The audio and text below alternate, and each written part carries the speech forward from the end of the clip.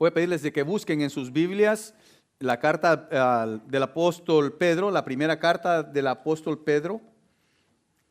Y nos vamos a concentrar en esta mañana en el capítulo 2 de los versículos del 18 al 25.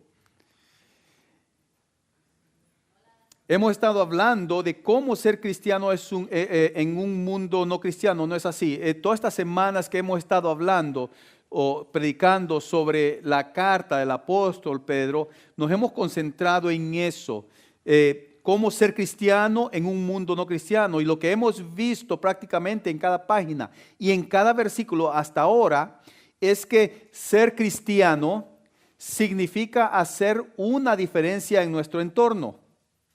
Ser cristiano significa hacer una diferencia en nuestro entorno y eso abarca muchos aspectos. O sea que nuestra esperanza, su esperanza y mi esperanza afectan a este mundo, afectan las relaciones que usted y yo desarrollamos, cómo funcionamos en las estructuras diarias de la sociedad. En otras palabras, cómo funcionamos en cada situación de nuestra vida diaria. Ya sea desde que nos levantamos en la mañana, cómo nos relacionamos con nuestro cónyuge si está casado o casada, cómo relacionamos con nuestros padres, con nuestros hijos, cómo nos relacionamos, cómo reaccionamos también ante lo que se desenvuelve enfrente de nosotros cada día. Y un punto que vamos a tocar en esta semana y la semana que viene, vamos a ver cómo los cristianos también deben funcionar dentro y fuera del hogar. Ahora, cuando pensamos en el hogar, pensamos muchas veces en la relación esposo y esposa, hijos e hijas, padres, hijos, hijos, padres, hermanos, primos y qué sé yo. Dependiendo qué tan grande sea esa familia. Y muchas veces nos concentramos en eso, en esas relaciones. Cuando pensamos en hogar, pensamos en este tipo de relaciones. Pero en el primer siglo de la iglesia, durante el Imperio Romano, el concepto de hogar era más amplio, era más grande. Y ya que incluía siervos, esclavos, criados, servidores, como usted lo quiera llamar. Incluía este tipo de personas también. Y una observación que muchos hacen acerca de este pasaje y su contexto es que esta situación de lo que está hablando Pedro no aplica a nuestra sociedad hoy en día. En otras palabras, la esclavitud no existe dentro de nuestra sociedad, y lo voy a poner entre comillas, la esclavitud oficialmente no existe dentro de nuestra sociedad y por ende no debemos aplicar este pasaje en nuestro contexto diario en cuanto a nuestra actitud hacia lo que es una relación de amo y servidor. Pero déjeme decirle, sí aplica porque nosotros tenemos una relación entre jefe y empleado, entre empleador y empleado. Y esas relaciones que llevamos dentro de ese contexto son también aplicables a este pasaje de lo cual está hablando Pedro. Eso también afecta también dentro de nuestro hogar. El pasaje de hoy es bien difícil, déjeme decirle, muy difícil. Y la razón por la que es difícil es por la enseñanza, no es por la enseñanza, sino por las aplicaciones. Y vamos a decir, bueno, ¿cuál es la diferencia entre la enseñanza y la aplicación? La enseñanza está diciendo que uno debe de someterse al amo como esclavo, pero lo interesante es que estos principios son claros, el sometimiento, la humildad, pero cómo lo aplicamos a nuestra vida es la parte difícil. Por ahí dicen que no es lo mismo Chana que Juana, no es lo mismo verla venir que estar con ella, y en realidad esos dichos se aplican a este pasaje. Para nosotros en nuestra sociedad de hoy es bien difícil aplicar estos principios. Y es que en nuestra sociedad, ya dije, esa relación entre siervo y amo, que era algo indispensable en la sociedad romana, no existe. La primera palabra, cuando entremos ya de lleno en el pasaje, van a ver que la primera palabra del versículo 18 dice siervos. Si vemos en la Reina Valera dice criados. Y déjeme decirle que cuando en mi infancia, no hace mucho tiempo, no lo crean, hace muy poco tiempo, en mi infancia, a una muchacha, una señora que trabajaba dentro de la casa y ayudaba con los quehaceres domésticos, se le conocía como criada. Es más, yo sé que en unos países, y les digo yo, dentro de mi infancia, yo recuerdo este show que salía, La criada bien criada. No sé si ustedes, bueno, los jovencitos y los que están ahí en los 20 no saben de lo que estoy hablando, pero era un programa acerca de una trabajadora doméstica, una empleada doméstica. Pero en ese tiempo se les llamaba criadas, alguien que servía dentro del hogar, que no pertenecía de una forma biológica de sangre a la familia. Y el concepto de esclavitud en ese tiempo, en el tiempo de la iglesia, los primeros años, era muy diferente del que tenemos hoy. Porque en ese tiempo, cuando se toma con respecto a lo que es el siervo, a lo que es el criado, a lo que es el esclavo, era muy diferente. Porque el enfoque era laboral y no el contexto que se le tiene ahora como un esclavo, que ahora es racista. Porque el contexto en la historia de lo que tenemos dentro de este país, de Estados Unidos y ciertos países en Latinoamérica, cuando usted toca la palabra, habla sobre la esclavitud, el contexto va a ser siempre racista. Siempre va a haber de una raza subyugando a la otra que es mucho más baja que esta raza. Y esto es una palabra específica, la palabra criado, siervo, esclavo, es específica porque está hablando no a esclavos que son que han sido capturados durante guerras o algo así. No, se está hablando de un esclavo doméstico, una persona, un servidor doméstico. Y en griego se usa la palabra oiketes, que quiere decir un servidor doméstico dentro del círculo familiar. Y el concepto de esclavitud en ese tiempo era muy diferente del que tenemos hoy, como dije antes, y era simplemente laboral. La mayoría de los esclavos de esa época eran personas que sufrían de la pobreza. Y estas personas lo que hacía era que se vendían a alguien que tenía gran cantidad de bienes. Se vendía por un tiempo. Vamos a ponerlo así. Era un padre tal vez de familia de que no podía ya sostener a su familia y de repente decía, ¿cómo puedo hacer? En ese tiempo no se conocía de una forma directa lo que es el entorno laboral que tenemos ahora. Antes no sucedía eso. ¿Qué hacía entonces él? Le decía a una persona que tenía mucho dinero, hagamos esto, vamos a ponerlo en el contexto de ahora. Hagamos un contrato, yo te voy a trabajar por unos 10 años, me vas a dar por adelantado unos $50,000 al año y te voy a trabajar por 10 años. A los 10 años yo te voy a pagar, si no toda la cantidad, por lo menos te voy a pagar un porcentaje de lo que me has dado. Y al final de los 10 años, si la persona que se comprometía a este contrato podía, vamos a decir, ahorrar lo suficiente para pagarle de nuevo a la persona con quien hacía el contrato, quedaba libre.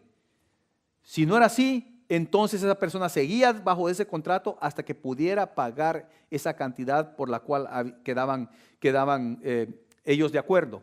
Ese era el tipo de esclavitud. La mayoría de los esclavos domésticos tenían ese contexto. Eran personas que eran muy pobres y no podían sobrevivir. Había muchos que lo que hacían era que vendían a sus hijos o a sus hijas en esclavitud para poder ellos hacer algo, sobrevivir o tal vez salir de la pobreza en que estaban y comenzar de nuevo un negocio. Muchos de ellos se dedicaban a la agricultura y a la ganadería y eso es lo que hacían. Hacían eso como una solución a la pobreza. Se metían dentro de la esclavitud, de ese tipo de esclavitud en ese tiempo. Y a este tipo de relaciones, fíjese bien, este tipo de esclavitud, esa relación del esclavo y amo, de una forma en el entorno, en el contexto laboral y familiar, a ese tipo de personas se está refiriendo Pedro cuando escribió a estas iglesias, cuando escribió esta carta.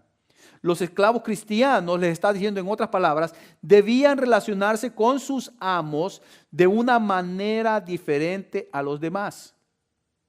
¿Por qué? Porque el evangelio había cambiado la vida de estos esclavos.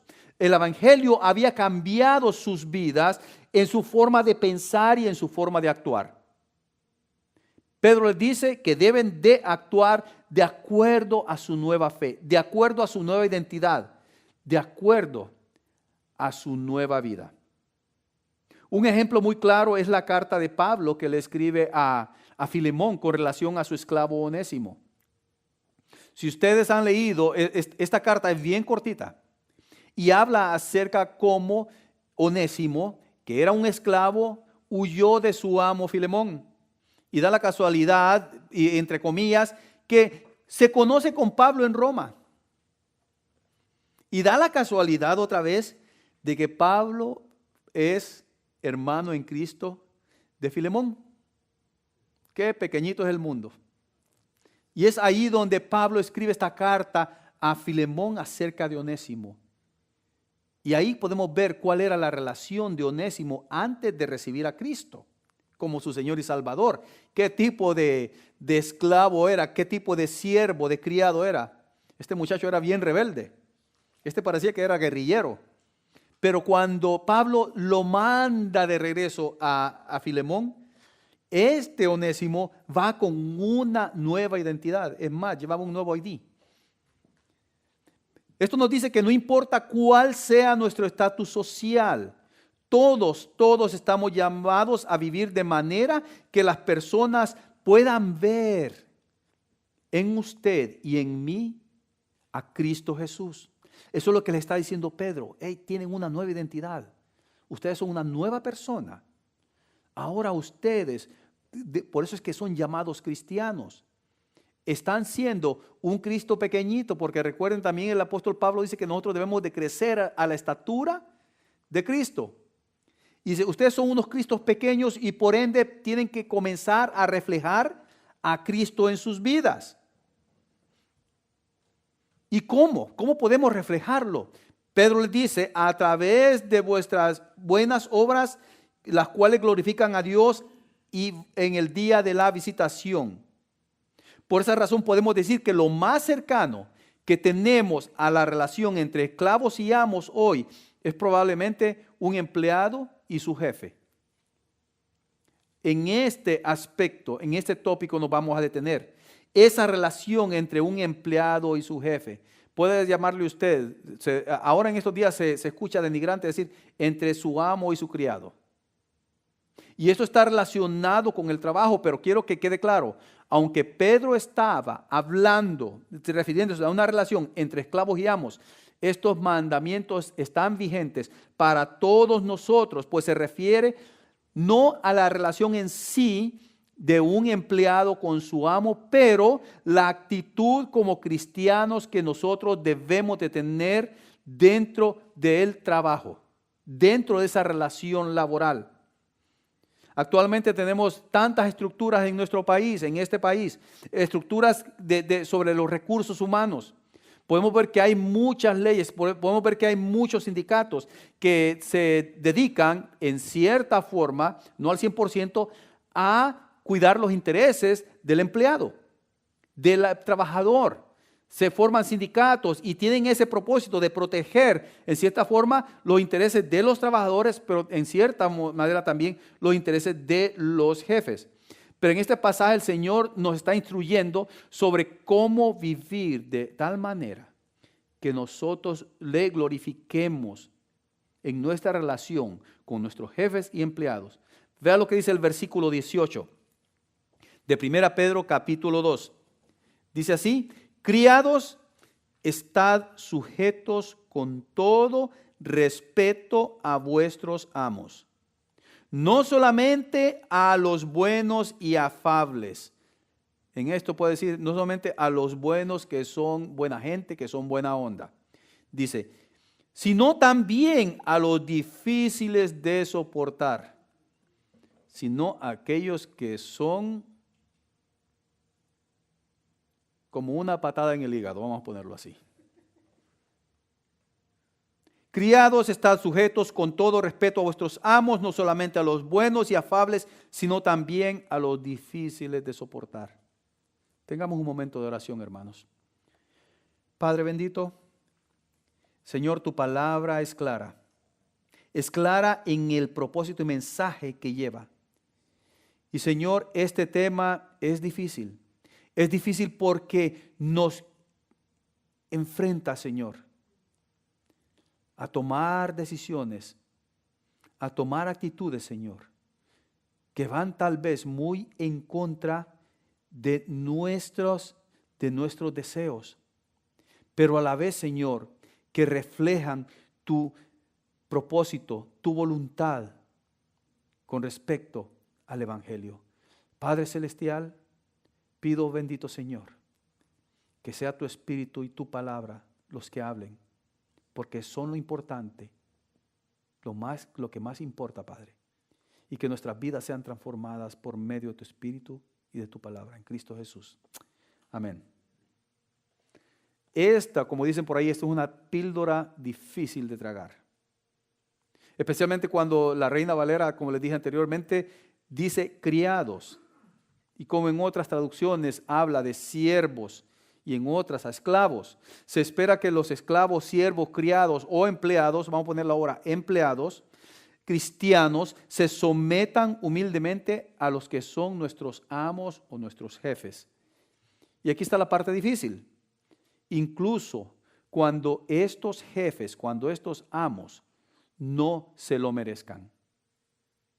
Cuando se portan, no cuando se porten, cuando se portan irrazonables. Incluso cuando ese jefe sea cruel y corrupto a costa de otras personas. El cristiano está llamado a someterse por causa de la voluntad del Señor. Usted y yo, como cristianos, estamos llamados a someternos a nuestros jefes por causa de su voluntad. Ahora, aquí es donde muchas preguntas y objeciones salen a flote. Usted se preguntará, ¿está Pedro entonces apoyando la esclavitud en ese tiempo? Ahora, se supone que debemos seguir en un ambiente de trabajo terrible. ¿Será posible que esto de verdad es bueno? ¿No es más bien dañino? ¿Qué pasa con las relaciones que son abusivas? ¿Qué pasa con esas amistades abusivas? ¿Qué pasa con esos matrimonios abusivos? Si yo me uno a estas relaciones, entonces, ¿qué sucede? ¿Me hace culpable también al colaborar en mi maldad? Hay todo tipo de preguntas que tanto usted como yo nos hacemos y nos hemos hecho durante nuestra vida sobre ese tema, pues no queremos ser parte de un sistema corrupto. Y por otro lado, hay mucho cristiano que se ha acomodado a este sistema corrupto. Déjeme decirle de que el cristiano que ama al Señor y quiere ser obediente al Señor, va a sufrir. Yo recuerdo que hace muchos años, trabajando como contratista independiente, venían muchas diseñadoras de interiores y también contratistas generales y nos relacionábamos en este trabajo. Y de repente uno me decía que vas a darle el precio de tu mano de obra al cliente y yo quiero que le aumentes un 15, un 20% a tu mano de obra. Y ese 15 o 20% después de que te pague, me lo das a mí. Pero ¿qué sucedía? La barra del estado de contratistas mandaba cartas recordando a todo contratista de que era ilegal, era contra la ley, hacer este tipo de transacciones. Y muchos dentro de este género de construcción, de renovación, utilizan esta práctica. La utilizan. Decían, Martín, te voy a dar un trabajo, buen trabajo, grande, pero eso sí, tenés que darme el 10 al 15% de tus ganancias. Entonces yo le decía, bueno, ¿qué voy a hacer yo? No voy a sacar tanta ganancia para mí si te doy 15%. Ah, no, tenés que aumentarle al cliente. ¿Y sabe qué pasaba? Ahí estaba yo buscando en hacer la voluntad de Dios y pensando, bueno, si no hago esto, si no me someto a las pretensiones de este contratista, voy a sufrir yo porque no me va a querer dar más trabajo. Y podía pensar yo, bueno, de todos modos, ojos que no ven, corazón que no sienten. El cliente no se va a dar cuenta que yo le estoy cobrando tanto. Con tal de que el cliente no se dé cuenta de lo que está sucediendo, perfecto. Yo estoy bien y nadie se da cuenta y estamos bien. Pero ¿qué era el problema? Que la persona a quien de verdad le importa, lo sabía de antemano, que es mi Señor Jesucristo. Pagué muchas consecuencias por serle fiel al Señor, porque ya estas personas no me llamaban para hacerle los trabajos. Y podía yo decir, bueno, el Señor me va a abrir más puertas, yo lo soy fiel ahorita, el Señor me va a bendecir triple. Pero no era así, no necesariamente. El Señor no se gozaba, no me bendecía por yo serle fiel. El Señor me estaba bendiciendo, me ha bendecido siempre, por su misericordia, por su gracia, por su amor que tiene para con sus hijos. Por eso el apóstol Pedro le está diciendo, miren, están dentro de esta persecución, no les estoy diciendo que el Señor les va a dar abundancia si ustedes se someten. Simplemente esa es la voluntad de Él. Vea usted esa meta de Pedro. No fue, mire, la meta de Pedro también no fue de reformar las estructuras sociales y laborales de esa época. Él no quería reestructurar todo esto, no quería hacer una revolución. Su meta fue concentrarse en la respuesta piadosa de los creyentes frente al maltrato laboral. Ese era el propósito de Pedro. Los versículos del 19 al 20 se refieren a hacer lo correcto, aun cuando seamos castigados por ello, aun cuando las consecuencias sean adversas a nuestro bienestar material, físico y emocional. Si su empleador le está diciendo que engañe, que mienta y tome parte de algún fraude, no se someta a eso. Prácticamente eso es lo que está diciendo Pedro. Salga de ahí. Si su jefe lo mira con desagrado debido a su fe y sus buenos principios espirituales, usted tiene dos opciones. Someterse a su liderazgo, al liderazgo de ese jefe, o buscar otro trabajo. Hace como unas 3 semanas, un hermano compartió su situación laboral conmigo y me dijo, pastor, tengo este problema. Mi jefe me está maltratando, ya lleva más de 4 meses maltratándome. ¿Qué hago? ¿Qué hago con esto? Yo he estado orando, yo estoy apegándome a mi testimonio como cristiano y yo sé que no he hecho nada malo. Y el hermano tenía 2 opciones. O ponérsele arisco al jefe y apegarse a lo que son las leyes laborales de este estado. O simplemente someterse a la voluntad del Señor y buscar una solución que agradara más que todo a nuestro Señor y Salvador antes que cualquier persona y antes que Él buscara su deseo de satisfacer sus propios deseos. El Señor le proveyó otro trabajo. Y lo más importante es que el nombre del Señor Jesucristo ha sido glorificado a través de ese testimonio. Y eso es lo que el Señor nos llama a hacer, porque eso es lo que le agrada al Señor.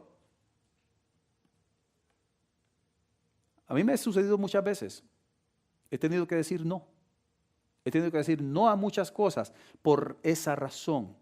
Porque las personas, ahora muchos jefes, hay muchos jefes que son buenos, sí, que buscan agradar a Dios porque son cristianos. Pero también hay otros jefes que simplemente no, lo único que buscan, una de dos, o mantener su trabajo o simplemente satisfacer todas sus necesidades personales. Como lo dije antes, esto es bien difícil, este tema bien difícil. Se da cuenta qué difícil es de aplicar este mandamiento. no importa si fue dado en tiempos de esclavitud o en nuestros tiempos de libertad. Es un mandamiento difícil de llevar. Solo recuerda que Pedro se dirige a esclavos domésticos. Estos esclavos no podían buscar trabajo en otro lugar. Estaban atados a ese contrato, a ese pacto que habían hecho con sus amos. Y si su actitud era rebelde contra sus amos, empeoraba la situación. El principio que vemos en realidad aquí en estos versículos es que la mala conducta de una persona hacia usted no justifica su mal comportamiento hacia ellos. En otras palabras, si su jefe, si su empleador se porta mal con usted, lo trata mal, eso no le da a usted luz verde para que usted le devuelva a su jefe, a su empleador, la misma moneda o le pague de la misma forma. Eso no le dice a usted, no lo justifica para que usted se porte de la misma forma o se porte de una forma rebelde ante su jefe. Pedro está continuando aquí esa enseñanza del Señor Jesucristo.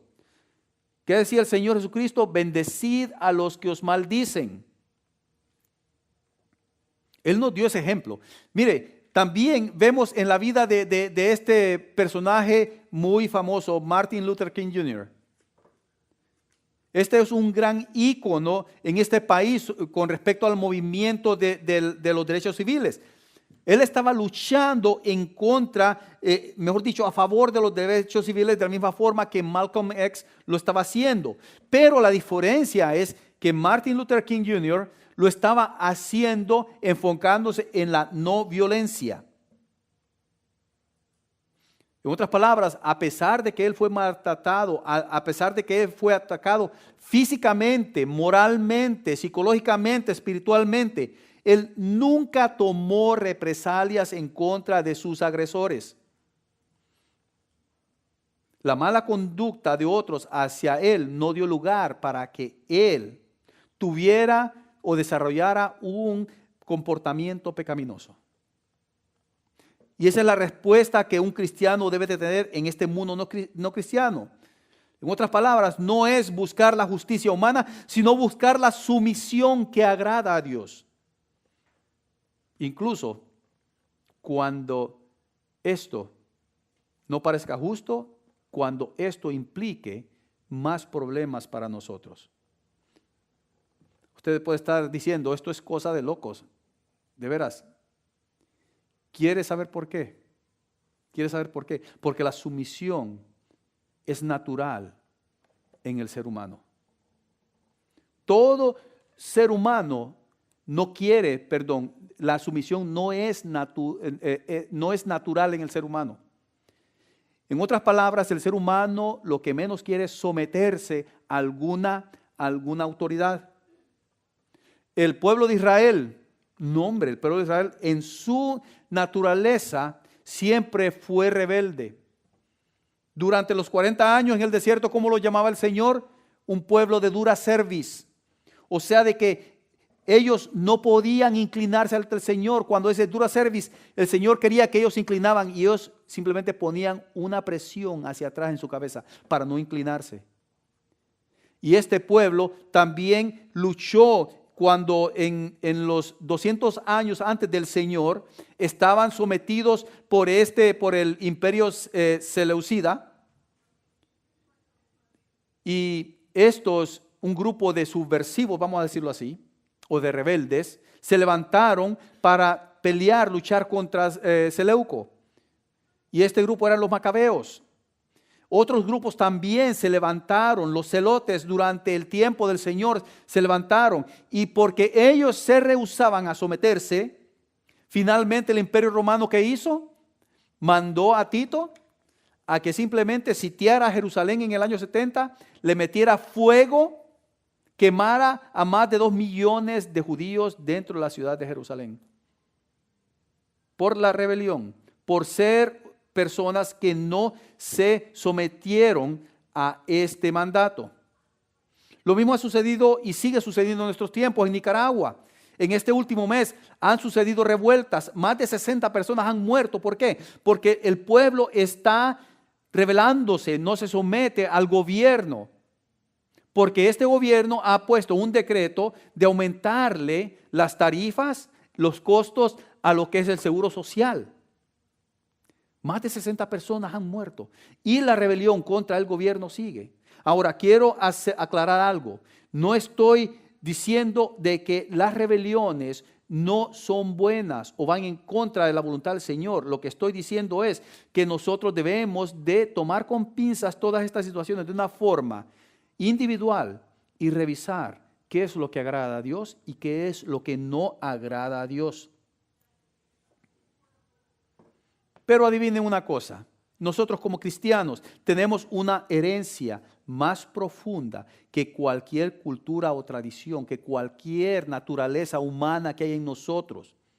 Hay un patrimonio arraigado que está, mejor dicho, hay un patrimonio que está arraigado en el Evangelio. Y cuando su actitud ante los demás, su actitud, mi actitud ante los demás es de respeto, déjeme decirle que el Señor es glorificado, el Señor es alabado, el Señor se complace en esa actitud. Eso quiere decir que usted está mostrando una imagen de lo que es el Evangelio. Por esa razón nos sometemos. Por esa razón nosotros decimos que Dios se agrada de los que imitan a Jesús.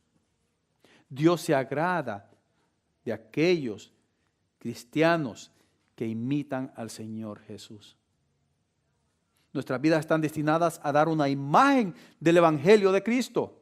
Si usted es cristiano, no se limite simplemente a creer en el Señor, sino a imitarlo, a vivir como Él. Eso es lo que le complace al Señor. Cuando imitamos a su Hijo, el Señor se complace. ¿Sabe usted que aquellas personas que son llamadas a servirle al Señor son los que más sufren de estas injusticias? Son aquellos que buscando a través del Evangelio busquen un respeto ante el Señor. Pero al contrario, el cristiano es el que más se irrespeta. El cristiano es al que más se le abusa. El cristiano es al que más y más y más se le ofende. Pero ¿sabe por qué? Porque el cristiano es el reflejo, es la imagen de Cristo Jesús. Y este mundo rechaza al Señor Jesucristo. Pero nos muestra en estos versículos siguientes 4 maneras en cómo podemos nosotros seguir imitando al Señor a pesar de que nosotros seamos ofendidos, seamos maltratados, seamos humillados. Porque cuando vivimos como Jesús, complacemos a nuestro Dios. ¿Quiere ser favorecido por Dios? No necesariamente en esta vida. ¿Quiere recibir usted una recompensa, una bendición? ¿Quiere recibir la bondad y gracia eterna? Viva como el Señor Jesucristo. Eso es lo que dijo Juan el Bautista. ¿Qué dijo Juan el Bautista en Juan 3:30? Dice, es necesario que Él crezca, pero que yo mengüe. O sea, que Él crezca y que yo me haga más pequeñito. Así que la primera manera en que podemos imitar a Jesús es a través de nuestro sufrimiento. Versículos 19 al 21. ¿Qué dicen los versículos 19 al 21? Porque esto merece aprobación. Si alguno a causa de la conciencia delante de Dios sufre molestias padeciendo injustamente, pues qué gloria es si pecando sois abofeteados y lo soportáis, mas si haciendo lo bueno sufrís y lo soportáis, esto ciertamente es aprobado delante de Dios. Pues para esto fuisteis llamados, porque también Cristo padeció por nosotros, dejándonos ejemplo para que sigáis sus pisadas. Nosotros imitamos al Señor a través de nuestro sufrimiento, Seguir a Jesús significa que vamos a sufrir injustamente. Si en realidad somos sus discípulos, vamos a sufrir injustamente por Él. Él dejó su ejemplo a seguir para nosotros. ¿Cuántos de ustedes tienen eso como propósito en su vida? No estoy hablando de ser masoquista. Y debo decirle, en los primeros siglos, en los primeros 4 o 5 siglos, mucho cristiano buscaba el martirio, buscaba ser sacrificado por el nombre de nuestro Señor Jesucristo. Y muchos lo hacían simplemente porque era la tendencia, era lo que estaba decían. Wow, esto es lo que está hot ahorita. Dar la vida por el Señor. ¿Y qué hacían muchos? Decían, no, yo voy a morir por el Señor, yo soy cristiano, decían. Había un decreto de Trajano, un emperador romano. El que tenga una disputa con un cristiano lo puede llevar a juicio. Y si se lleva a juicio, más le vale que rechace su fe, porque si no, va a los leones. Y había muchos que decían, bueno, yo soy cristiano, en su euforia decían, yo voy a dar mi vida. Y una vez cuando miraban que la cosa estaba en serio, se retractaban. Porque lo hacían por ellos simplemente por una tendencia, por una tradición o simplemente por ganar un nombre. Pero el cristiano no está llamado a eso. Y esto debe de ser algo que nosotros debemos tener en nuestro corazón. Estoy en este mundo para sufrir injustamente como lo hizo el Señor. Muy pocos pensamos así, pero Pablo lo hizo. ¿Qué dice Pablo en Colosenses 1:24? Dice, ahora me gozo en lo que padezco por vosotros y cumplo en mi carne lo que falta de las aflicciones de Cristo por su cuerpo, que es la iglesia. Pablo dice, por ustedes que son el reflejo de Cristo, yo estoy sufriendo. Yo sé que tengo que llenar más aflicciones, porque dice, y cumplo en mi carne lo que falta de las aflicciones de Cristo por su cuerpo, que es la iglesia. Todos queremos ser como Jesús, excepto en su sufrimiento y en su debilidad, porque Él se sometió a la voluntad del Padre, se sometió a esta humanidad que es débil. Sin embargo, ¿qué sucedió? Hemos sido llamados a seguir a Jesús en todos los aspectos de su ministerio, en todos, con una causa, por el bien del evangelio, por el bien de la salvación de aquellos que están perdidos, sin importar cómo la gente los trate. No importa. No importa. ¿Sabe usted que los nombres que se le han dado a los cristianos desde el principio han sido nombres despectivos? Ahora nosotros tomamos el título como cristiano con orgullo. Pero en Antioquía, cuando los comenzaron a llamar cristianos, era burla. Era burla. La segunda manera en que podemos imitar a Jesús también es a través de nuestra paciencia. Versículo 20, ¿qué dice? Pues qué gloria es si pecando sois abofeteados y lo soportáis, mas si haciendo lo bueno sufrís y lo soportáis, esto ciertamente es aprobado delante de Dios. Es algo normal cuando usted infringe la ley, que usted recibe un castigo por eso. Y muchas veces decimos, cuando no somos rebeldes, decimos, lo merezco. Lo merezco. Si los muchachos no estudian durante el año escolar y llega el verano y le dicen, bueno, usted no se portó bien, no hizo las tareas, no estudió lo suficiente durante el año, pues lo siento, va a escuela de verano. Y muchas veces los muchachos ahora dicen, that's not fair. Eso no es justo. Pero aquel que entiende muy bien que tuvo que hacer lo bueno y no lo hizo y va a escuela de verano dice, I deserve that. Yo lo merezco. El cristiano, entonces, cuando se da cuenta de lo que está sucediendo, es por causa de nuestro Señor Jesucristo, muestra paciencia. Nosotros podemos imitar al Señor a través de nuestra paciencia. Cuando una persona desobedece las leyes, sufre las consecuencias. Cuando un cristiano se somete a la voluntad del Señor, entonces quiere decir que está desobedeciendo este mundo y debe sufrir las consecuencias, pero esas consecuencias las toma con paciencia, porque de esa forma está imitando al Señor. Y la paciencia, déjeme decirle, no es nada fácil. Y no lo digo simplemente por teoría, sino que también por experiencia. Nosotros todos podemos sufrir un ratito, pero cuando el sufrimiento se alarga, déjeme decirle, no es nada bonito. No sé cuántos de ustedes aquí han experimentado cálculos en los riñones, piedras en los riñones. Déjeme decirle algo, ese dolor, muchas mujeres que lo han experimentado dicen que es más duro, más doloroso que un parto.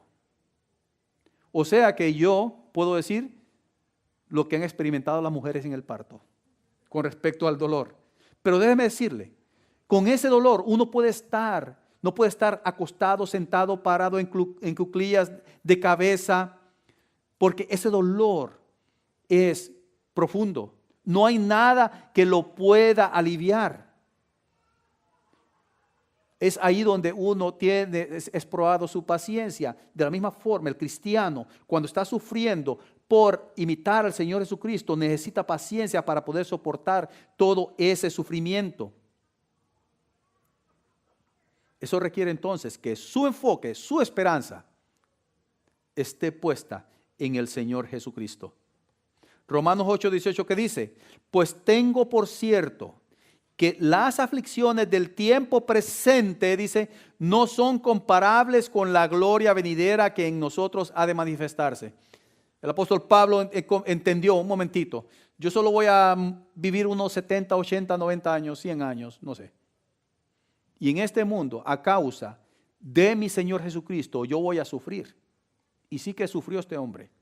Azotes, apedreadas, encarcelamiento. Pero él se dio cuenta que esto iba a ser temporal. Y es más, ahorita está gozando todos esos sufrimientos, pero en gloria con el Señor Jesucristo. Con eso quiero decir que para imitar a Cristo debemos estar dispuestos a sufrir como Él y ser pacientes como Él. Ahora, en tercer lugar, debemos imitar al Señor en nuestra fe. Versículos 22 al 23, dice, Él, el cual no hizo pecado ni se halló engaño en su boca, quien cuando le maldecían no respondía con maldición, cuando padecía no amenazaba, sino encomendaba la causa al que juzga justamente. Jesús estaba demostrando su fe, depositando su fe en el que juzga justamente. ¿Y quién es ese? Es Dios, nuestro Padre. Si vamos a soportar pacientemente el sufrimiento, debemos recordar que la justicia permanece en Dios. Nuestra tendencia es tomar el control de la situación. Esa es nuestra tendencia. Tenemos tanto orgullo y confianza en lo que podemos hacer que no permitimos que Dios se haga cargo de nuestros asuntos.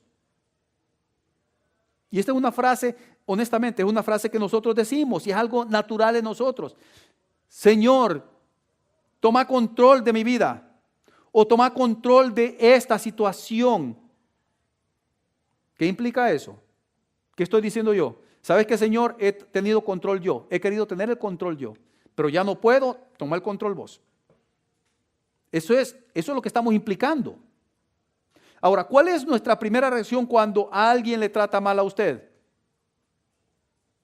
Hay unas frases que están bien grabadas. Le voy a mostrar quién soy yo a ese desgraciado o desgraciada. No sabe con quién se ha metido. En Honduras hay una frase que decimos cuando estamos discutiendo con alguien, dice, vos no me conoces, vos no me conoces. Hay otra, ahora sí que se le va a aparecer el demonio. ¿Quién se ha creído para tratarme de esa manera? Este jefe ya lo tengo entre ceja y ceja, ahora sí, me la voy a desquitar. Lo voy a hacer ver mal con nuestro jefe general. Y nos metemos en esos pensamientos, en esas reacciones. Esa es nuestra reacción. Pero cuando nosotros ponemos constantemente nuestra fe en el Señor, dejamos de controlar nuestras propias vidas. Cuando nosotros depositamos nuestra fe en el Señor, Él es el que controla nuestras vidas. Jesús es a la vez ese objeto de nuestra fe. Él es el propósito de nuestra paciencia, de nuestro sufrimiento, de nuestra fe. Él es el propósito. Él es el centro. Él sabe lo que es ser maltratado. Él sabe lo que es ser odiado. Él sabe lo que es ser insultado y burlado. Él nos dice, contame algo que yo no sé. Contame algo que yo no he experimentado. Tell me something I haven't experienced. Tell me something I don't know. Eso es lo que nos dice el Señor. But también Él dice, trust me. Confía en mí. Necesitamos creer que solo Dios es quien traerá la justicia a este mundo, a nuestras vidas. Ya sea en esta vida, ya sea en la siguiente. Porque nuestra relación con Dios está fundada en la fe en Él. Hebreos 11, 36 al 39 habla de esto. Vea lo que dice Hebreos 11, 36 al 39. Otros, está hablando de la fe, otros experimentaron vituperios y azotes, y a más de esto, prisiones y cárceles. Fueron apedreados, fueron aserrados. ¿Sabe lo que es aserrado? Partido en dos. Puestos a prueba, muertos a filo de espada. Anduvieron de acá para allá, cubiertos de pieles de ovejas y de cabras, pobres, angustiados, maltratados, de los cuales, escuche bien,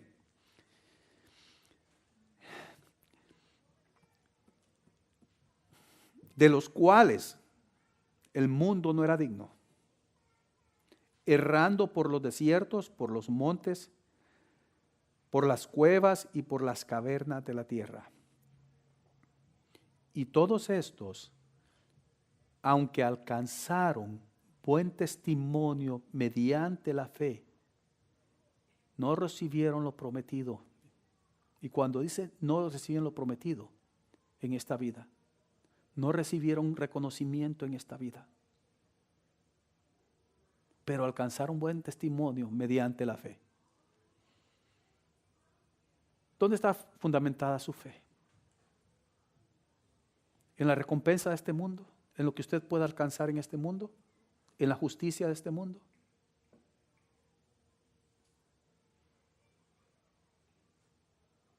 ¿Cuánto nos aferramos a nuestra fe? ¿Cuánto nos encomendamos a Dios en su tiempo? ¿Cuántos imitamos a Jesús y buscamos el favor del Señor? ¿Cuántos lo hacemos?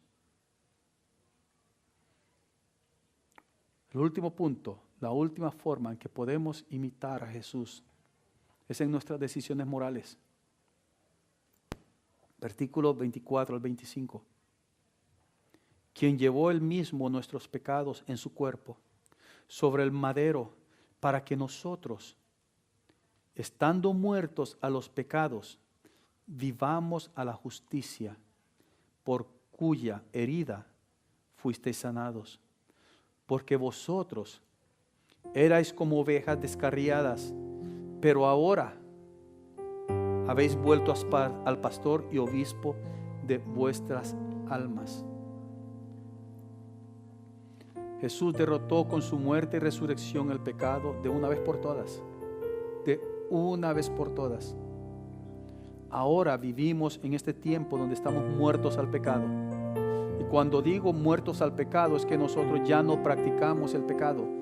Ya no nos gozamos en el pecado. Ya no nos gozamos en la justicia que este mundo ofrece. Jesús nos ha liberado para vivir en justicia. Y esto significa que en nuestras opciones diarias tenemos la oportunidad de imitar al Señor.